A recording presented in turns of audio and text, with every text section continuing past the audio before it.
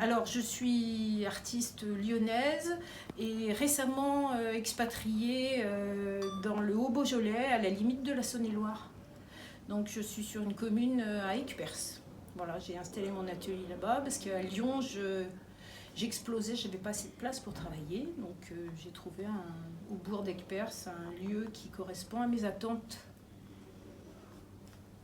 Voilà. Pas assez de place pour travailler, parce que vous voyez la dimension des pièces que je fais, j'ai besoin d'espace et j'ai besoin d'espace aussi pour les stocker, pour les voir, pour les fabriquer, pour les faire sécher et pour les faire cuire.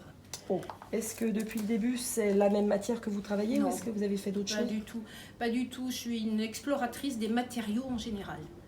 Donc j'ai commencé par le textile quand j'étais dans l'école d'art.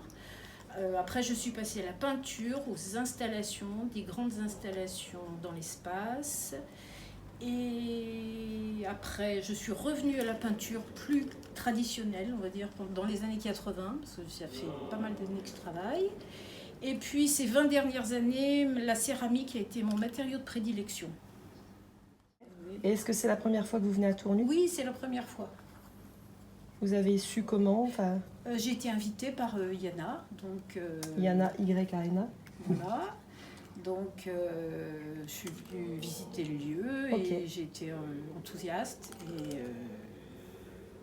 Première fois dans un lieu comme celui-ci, qui a une histoire, qui est désaffecté, qui est réhabilité? Oui, probablement. Probablement.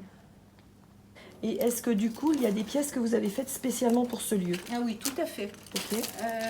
Là, on est en cours de montage, donc là, j'ai imaginé une installation qui vient répondre à l'architecture qui est très forte. Et l'architecture est forte, et j'ai eu envie de faire une pièce plutôt fragile sur le thème de la transparence, la fluidité, le flottement, alors qu'ici, on est quand même ancré. Donc, j'aime beaucoup travailler sur des oppositions. Et notamment aussi avec des matériaux pauvres. J'aime beaucoup arriver à donner une richesse dans mon travail en n'utilisant presque rien. Voilà, c'est un peu l'enjeu. Alors pour l'instant, on est en montage, donc je suis absolument pas sûre du résultat, mais je l'espère beaucoup. Alors ça, c'est quelque chose, moi, qui m'échappe, de ne pas être sûr du résultat. Alors est-ce que vous pouvez expliquer pourquoi vous n'êtes pas sûr du résultat? Et parce que c'est une installation de grand format que je fais spécialement pour le lieu, donc j'aurai la surprise en même temps que tout le monde. Vous l'avez pas vue telle qu'elle sera ici? Non, en fait. Je l'ai imaginée. D'accord. Je l'ai imaginée, c'est mon expérience d'artiste qui fait que je suppose, j'ai déjà réalisé tout ce type d'installation, mais jamais sur des hauteurs pareilles. D'accord. Parce que là, je vais monter pratiquement à 7,50 m. D'accord. Il y a des choses à vendre, mais je suis naïve, mais est-ce que c'est des choses que vous faites, je sais pas, vous faites des miniatures pour que ce soit abordable, ou est-ce que ce sont vos œuvres telles qu'elles sont? Non, il n'est pas question de faire des choses spécialement pour les vendre. D'accord. C'est que ça rentre dans un contexte et c'est vraiment une création à part entière. C'est-à-dire qu'on va pouvoir voir des pièces qui font à peu près 1,70 m de haut, et on va aussi avoir des petites sculptures qui font 7-8 cm de haut, mais qui rentrent dans un propos. À un moment donné, j'ai envie de travailler sur le thème de l'intime. À des moments donnés, j'ai envie de travailler sur le monumental.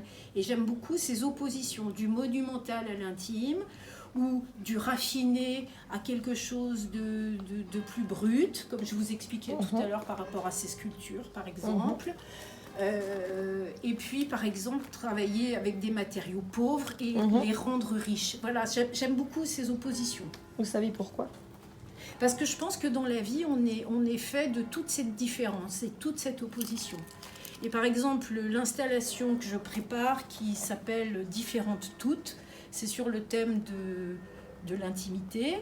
Alors on peut voir des coquillages, on peut voir, voilà, ou alors on peut voir quelque chose de plus sensuel.